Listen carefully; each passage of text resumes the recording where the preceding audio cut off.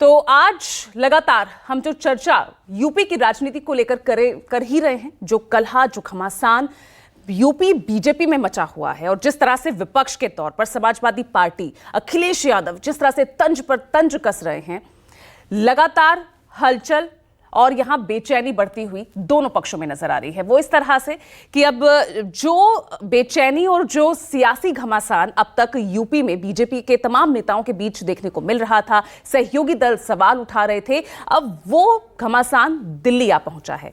दिल्ली में 2 दिवसीय अहम बैठक हुई। आज उसी बैठक का दूसरा दिन है, जिसमें बीजेपी शासित तमाम मुख्यमंत्रियों से प्रधानमंत्री नरेंद्र मोदी, गृह मंत्री अमित शाह, जेपी नड्डा, तमाम लोग मिल रहे हैं। और इसमें सबसे बड़ा सवाल ये कि यूपी में जो कलह जारी है, क्या उसका सुलह दिल्ली से निकल पाएगा? और दूसरी तरफ एक और अहम जानकारी आज ये कि आज सपा कार्यालय में भी अहम बैठक होने जा रही है, क्योंकि 29 तारीख से विधानसभा का सत्र शुरू हो रहा है। क्या रणनीति होगी? अपने पीडीए को और मजबूत करने के लिए अखिलेश यादव क्या रणनीति अपनाएंगे?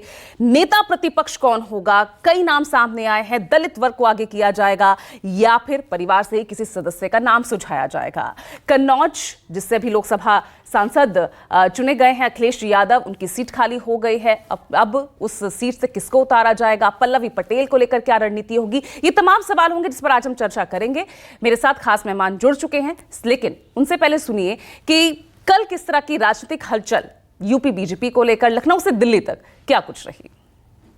सुनने में आया कि मौर्य जी मोहरा हैं, दिल्ली के वाईफाई के पासवर्ड हैं। ये जो कम्युनल पॉलिटिक्स थी, सांप्रदायिक राजनीति भारतीय जनता पार्टी, उसको अगर किसी ने रोका है और उस राजनीति को अगर किसी ने खत्म किया है तो समाजवादी लोग और पीडीए परिवार के लोगों ने। और हम लोगों पे आरोप लगाते थे कि ये एमवाई पार्टी है, लेकिन मुझे खुशी है कि इस बार पीडीए परिवार ने दोनों एमवाई को हरा दिया। उपचुनाव में जो पीडीए का छद्म स्वरूप दिखाया जा रहा था, वो अब समाप्त होने वाला है। और अभी भी समाजवादी पार्टी नंबर 2 की पार्टी है।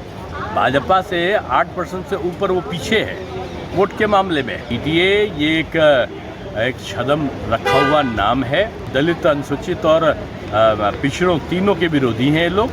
इनकी एक परिवार की पार्टी है और परिवार की पार्टी कभी दूसरे का हित नहीं सोच सकती। उत्तर प्रदेश की 80 लोकसभा सीटों पर हुए आम चुनाव में भारतीय जनता पार्टी के बड़े बड़े नेताओं को मुंह दिखाने लायक नहीं छोड़ा है।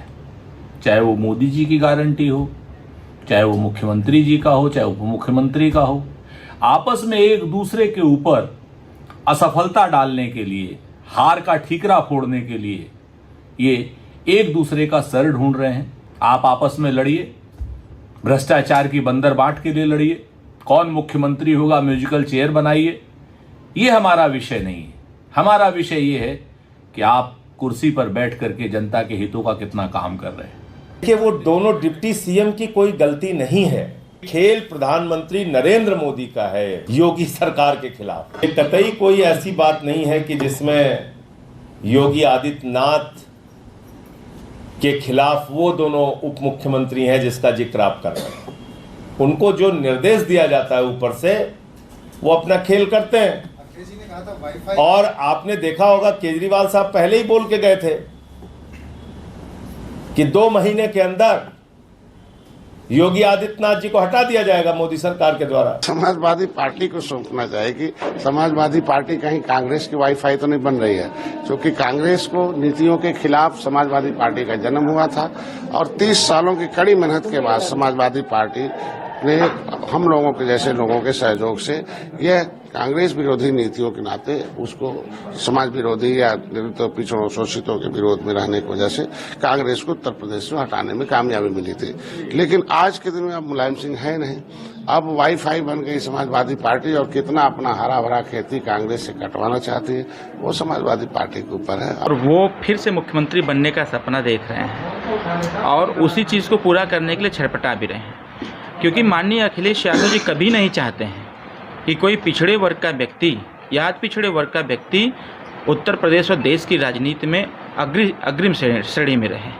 अखिलेश यादव जी को पता है कि अगर कोई पिछड़े वर्ग का या पिछड़े वर्ग का नेता देश की राजनीति में एक स्टार की तरह चमकेगा, तो कहीं न कहीं इससे अखिलेश यादव जी की राजनीति समाप्त होगी।